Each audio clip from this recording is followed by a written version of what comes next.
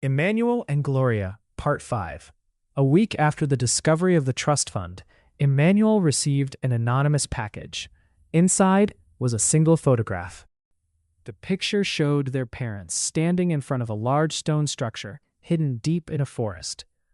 On the back of the photograph were handwritten words. The Legacy Vault holds the final chapter of their story. Attached was a note. Meet me at the old railway station at midnight. Come alone. Emmanuel showed the package to Gloria and Daniel. It could be a trap. Or it could be the answer to the mystery. That night, the three secretly went together to the abandoned railway station. A tall elderly man was waiting on the platform. "My name is Samuel," he said. "I was your father's closest friend." Samuel explained that years ago, Emmanuel and Gloria's parents had gathered important records, family history, and plans for future charitable projects. They stored everything inside a secure chamber known as the Legacy Vault.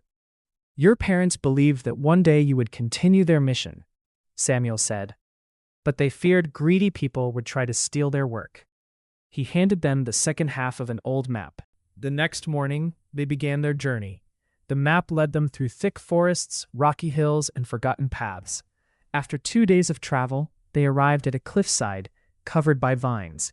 Hidden behind the vines was a massive stone door.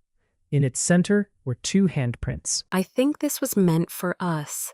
Together, they placed their hands on the stone. With a deep rumble, the door slowly opened. Inside was a vast underground chamber. Rows of shelves contained journals, photographs, letters, and records, collected by their parents over many years.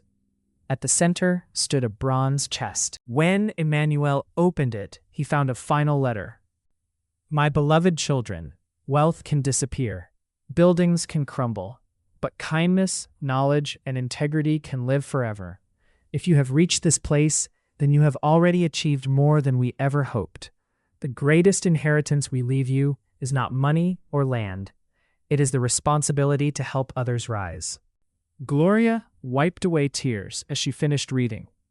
Then Daniel noticed something else in the chest. A small notebook. Inside were hundreds of names, children their parents had quietly helped over the years. Many of those children had grown into doctors, teachers, engineers, and community leaders. Their parents' legacy had already changed countless lives. Inspired by what they found, Emmanuel and Gloria launched the Legacy Foundation, dedicated to education, healthcare, and support for orphaned children. Years passed. The foundation expanded across the country, helping thousands of families. One day, while speaking at a graduation ceremony, Emmanuel looked out at the crowd. Among them were former orphans who had become successful professionals. Some were teachers, some were doctors.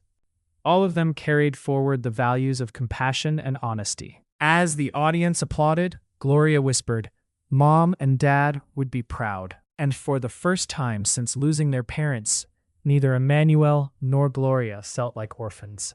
They had become a family to thousands.